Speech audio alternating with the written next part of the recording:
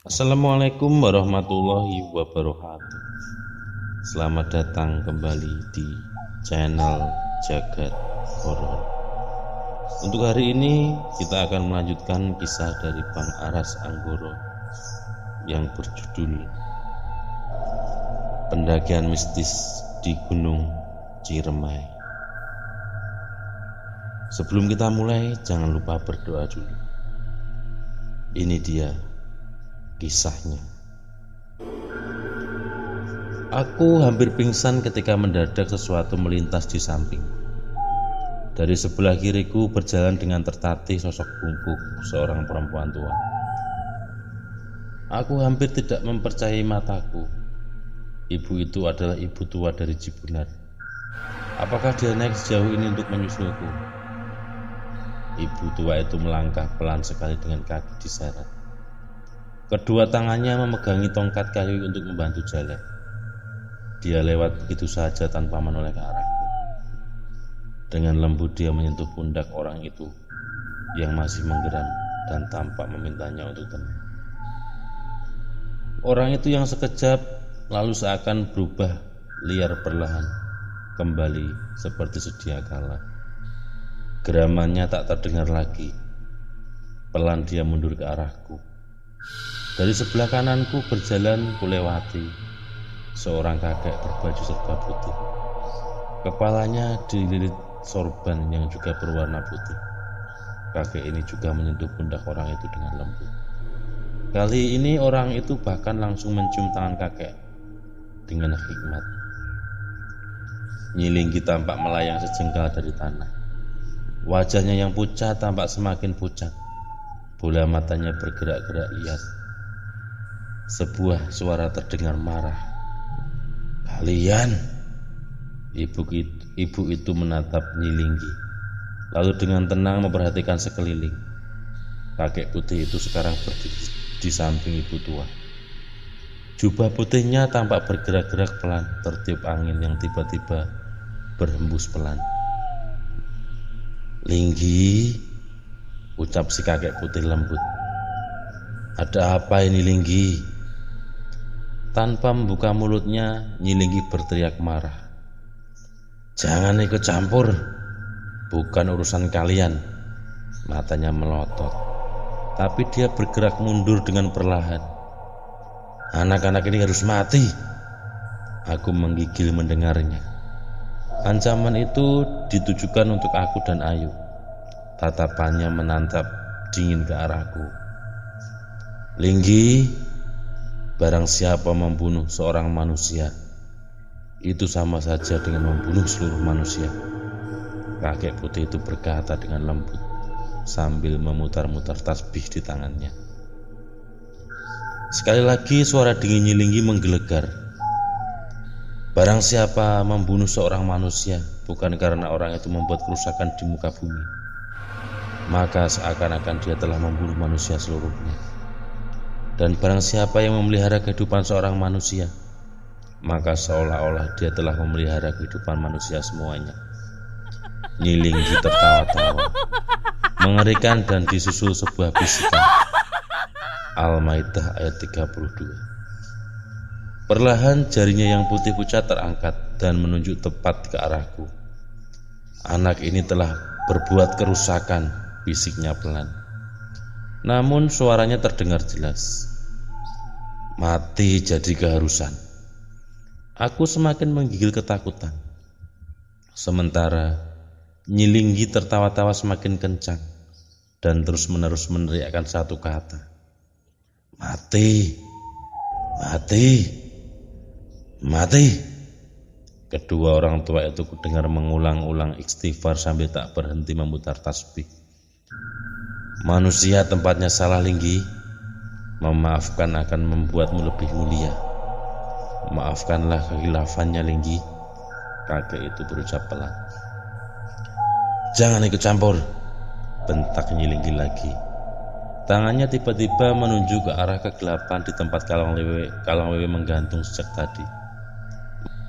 Tiba-tiba saja wajah Kalong Wewe tadi sudah ada di depanku.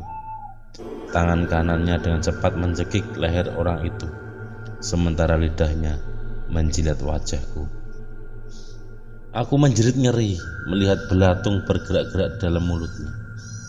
Secepat kemunculannya, secepat itu juga hilang. Sabetan tasbih ibu tua hanya memukul ruang kosong. Kalong wewe itu sudah hilang diiringi suara cekikan yang membahana dalam kegelapan. Orang itu terbatuk-batuk hebat sambil memegangi lehernya yang sekarang tampak menghitam. Sementara tubuhku gemetar tak terkendali. Nyi Linggi melayang mendekat lalu hilang. Sosoknya muncul di balik pohon tua itu. Sebentar kemudian dia menghilang. Sosoknya muncul lagi di atas dahan. Hilang. Tapi dia tak pernah muncul terlalu dekat untuk mampu menjamahku.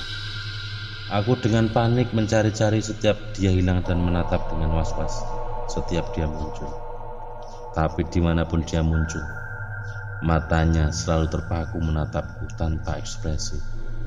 Suara-suara berbisik dari segala arah menghujani telingaku dengan kata-kata, "Mati, mati, mati." Semakin erat kututup telingaku, suara-suara itu justru semakin jelas. Aku yang kalut berteriak-teriak histeris berusaha mengenyahkan suara-suara itu dari kepalaku. Orang itu dengan kasar menarik tanganku yang membekap erat telingaku sambil membentak, "Istighfar, ingat Tuhan, lu orang Islam bukan?" Mataku membelalak menatap orang itu. Mulutku dengan refleks mengulang-ulang istighfar. Tapi suara-suara di kepalaku justru semakin keras. Aku memukul-mukul kepalaku dengan panik, berharap suara itu segera lenyap. Orang itu kembali membentakku, "Istighfar." Suaraku bergetar lirih. "Astagfirullah, astagfirullah." Lebih keras. "Astagfirullah, astagfirullah." Orang itu menampar pipiku dengan kencang sambil berteriak, "Lebih keras." "Astagfirullahaladzim, la haula wa la quwata illa billahil azim." Aku menjerit sejadi-jadinya. Sambil menangis dadaku turun naik, nafasku tak beraturan. Orang itu dengan lembut menyentuh bahuku. Dia tersenyum. Tiada daya dan upaya kecuali dengan kekuatan Allah yang maha tinggi lagi maha agung. Air mataku mengalir deras tak mampu kubendung. Bibirku bergetar pelan. Dalam isakku, istighfar terucap secara refleks. Seluruh tubuhku gemetar dengan hebat. Tapi suara-suara itu sudah hilang. Orang itu menampar pipiku dengan pelan. Senyumnya tersungging menghina. "Dasar bocah." Kakek putih itu maju selangkah mendekati Nyi Linggi yang kini melayang beberapa meter di depannya. "Lepaskan anak ini, pergilah Linggi." Suara lembut kakek itu pelan tapi terdengar berwibawa. Tangannya tak henti-hentinya memutar tasbih. Nyi Linggi membiringkan kepalanya, memandangi kakek itu dengan tajam, seakan tak mendengar. Dia tersenyum dan terus-menerus berkata datar, "Mati, mati, mati." Aku kembali meremas telingaku ketika tiba-tiba terdengar suara lengkingan yang memekakkan. Sosok menjijikan Kalong Wewe berdiri tak bergerak tepat di depan ibu tua. Tangannya yang penuh borok dan berkuku tajam tergantung di udara. Di depannya dengan mata terpejam, ibu tua tampak berkomat-kamit tanpa bersuara. Semakin cepat ibu tua itu memutar tasbihnya, makhluk itu menjerit semakin keras. Ketika akhirnya ibu tua itu membuka mata, diiringi jeritan kesakitan, makhluk itu terbakar habis menjadi abu. Nyi Linggi melihat kejadian itu dengan diam. Kemarahan nampak dari tangannya yang bergetar. Aura murkanya meledak dalam keheningan. Perlahan, bibirnya yang selama itu tertutup kini pelan-pelan terbuka. Sebuah kalimat yang dia katakan berikutnya langsung membuat kakek putih itu waspada. "Nyawa bayar nyawa." Kakek putih itu tampak mengatakan sesuatu kepada ibu tua.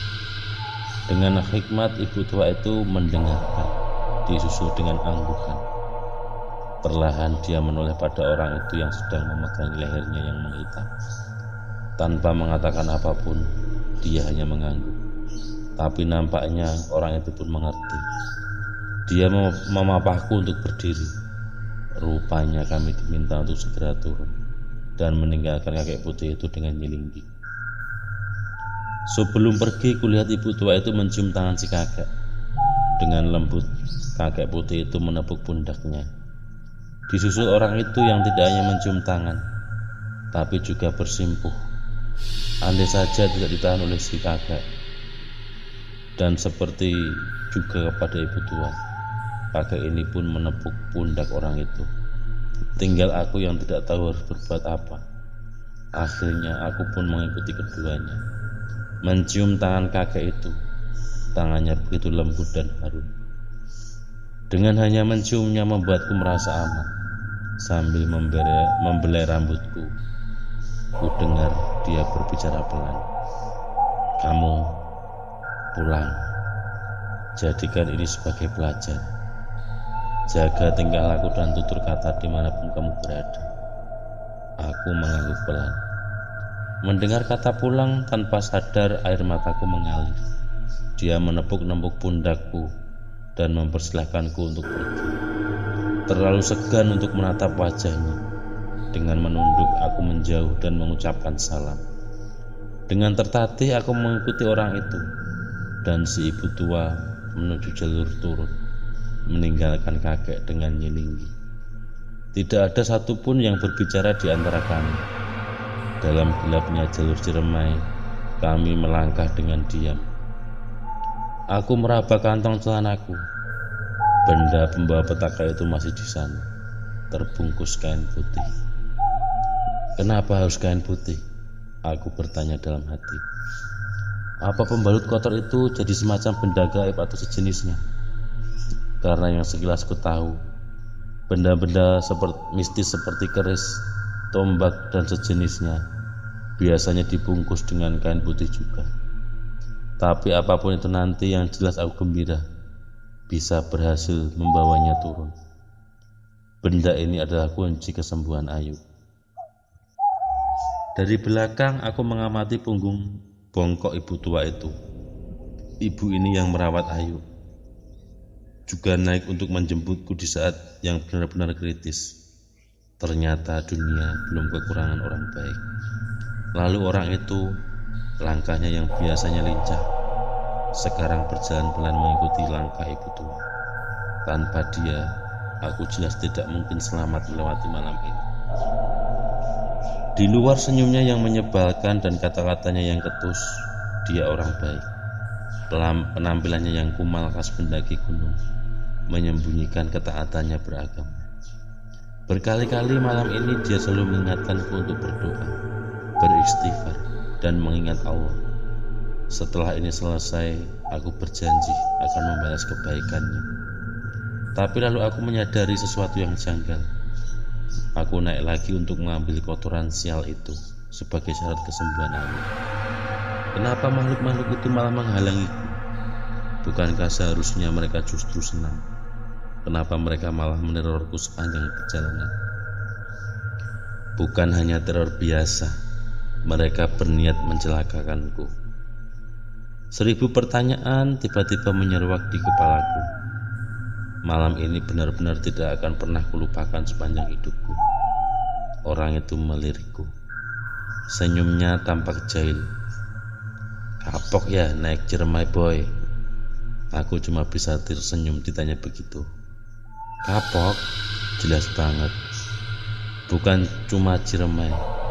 Sepertinya setelah ini aku pensiun naik gunung. Jangan lemah boy. Kejadian ini ambil pelajarannya, katanya lagi. Orang itu seakan bisa membaca pikiranku. Aku mengangguk mengiyakan. Bang, terima kasih banyak udah nolongin saya bang, kataku kali ini. Kalau nggak ada abang, nggak tahu gimana nasib saya. Orang itu tertawa menyebalkan. tapi aku malah gembira melihat tawannya. Lu selamat bukan cuma karena gua, boy. Lu juga harus berterima kasih ke banyak orang yang nolong lu. Ada Mak Encep, orang-orang di Cibenar, orang tua lu yang gak putus doain lu di rumah. Ayo, termasuk juga Nyilinggi.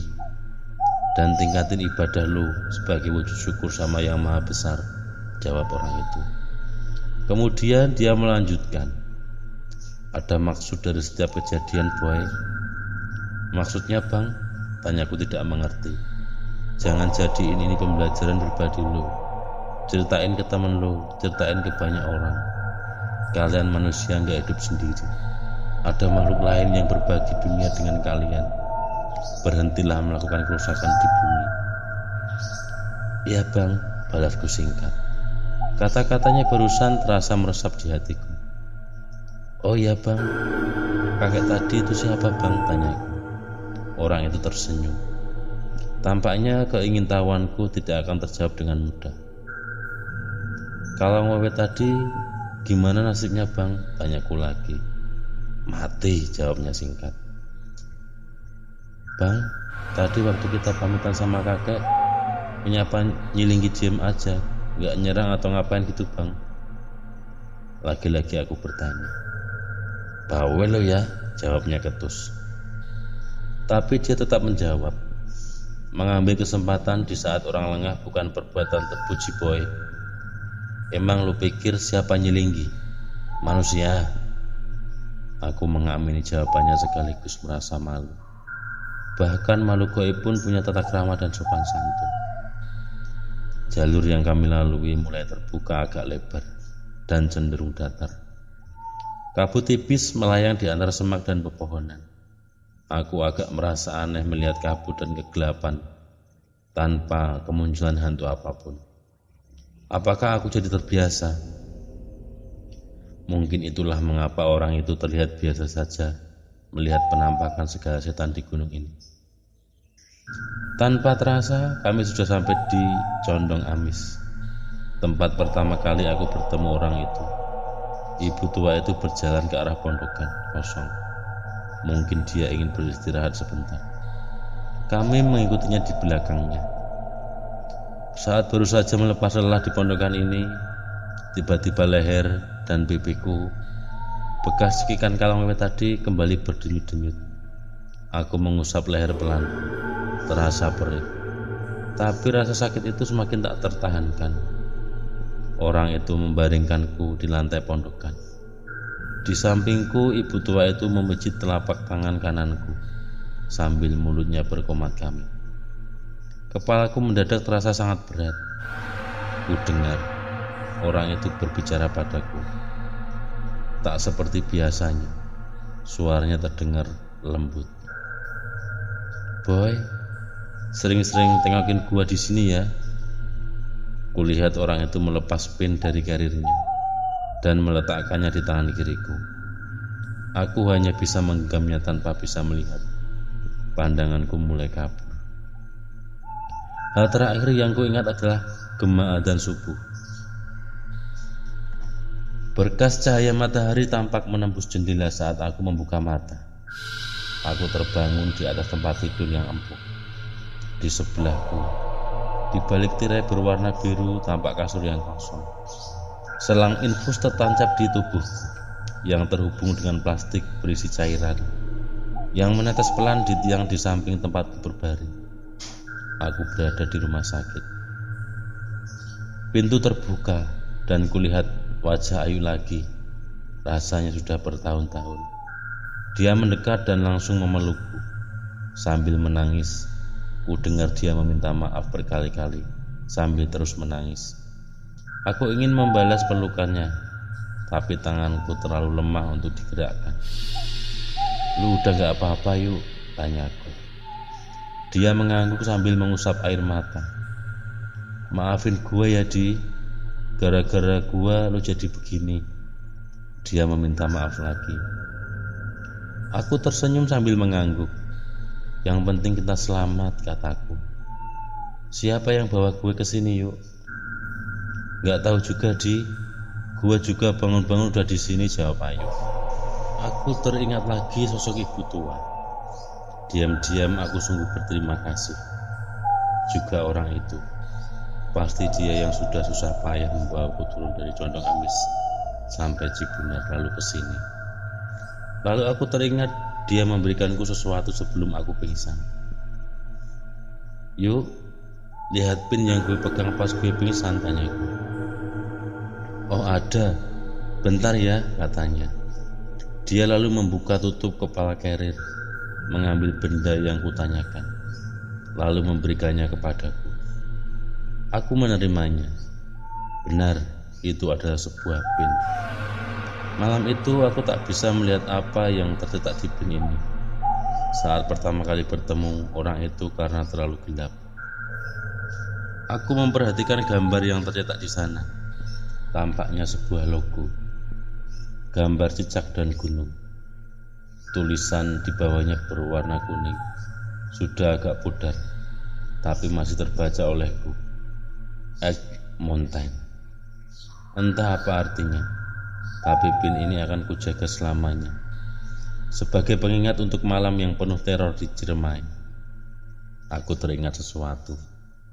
Kuraba kantong celanaku kosong. Benda sial itu rupanya sudah hilang. Aku membayangkan ritual-ritual gaib yang dilakukan pada benda kotor itu untuk menyembuhkan Ayu.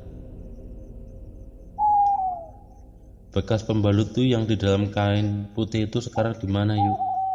Tanyaku karena tetap penasaran. Ayu agak terkejut mendengar pertanyaanku. Oh, udah dibuang di tempat sampah, jawabnya. Sejujurnya aku sedikit kecewa mendengarnya. Tapi memang hal itu yang paling logis. Tempat buat kotoran memang hanya tempat sampah. Raut terkejut masih terbaca di wajah Ayu. Dia lalu bertanya, kok lu bisa tahu tentang pembalut di kain putih, Di? Kan selama ini lu pingsan. Aku tersenyum mendengar pertanyaannya. Teringat berapa horornya perjalanan malam itu demi mengambil lagi benda sialan tadi. Ada rasa bangga dan sedikit merasa jadi pahlawan, karena bagaimanapun aku berhasil menyelamatkan Ayu. Lalu pertanyaan Ayu yang buatku terdengar agak konyol dan lucu. Kok gue bisa tahu tentang pembalut di kain putih? Ingin rasanya menepuk dada dan menceritakan semuanya. Wajah terkejut Ayu masih belum hilang, dan matanya tampak penasaran. Lalu sebuah senyum mengembang di wajahnya. Lalu dia berkata, padahal selama ini lu pingsan, Di. Tapi ya sudahlah. Setelah malam itu kayaknya gue gak bakal kaget kalau dengar hal aneh lagi. Dan dia meneruskan, nanti deh gue ceritain perjalanan gue ngambil pembalut itu malam-malam di Ciremai. Nanti gue diceritain tentang Nyilinggi, Kalong Wewe, Abang Moka. Nanti kapan-kapan kita kesini lagi ya. Mancep terus-terusan ngerawat dan menjaga lu selama lu pingsan dan kesurupan. Kita banyak utang budi sama dia. Sekarang giliran aku yang terkejut. Selesai. Itu tadi kisah yang dituliskan oleh Bang Aras Anggur. Simak kisah berikutnya versi Ayu. Terima kasih sudah menyimak sampai sejauh ini. Jangan lupa tinggalkan pesan di kolom komentar. Dukung kami dengan cara like, subscribe, dan nyalakan loncengnya supaya tidak ketinggalan kisah-kisah pendakian yang lain yang kami bacakan. Terima kasih. Wassalamualaikum warahmatullahi wabarakatuh.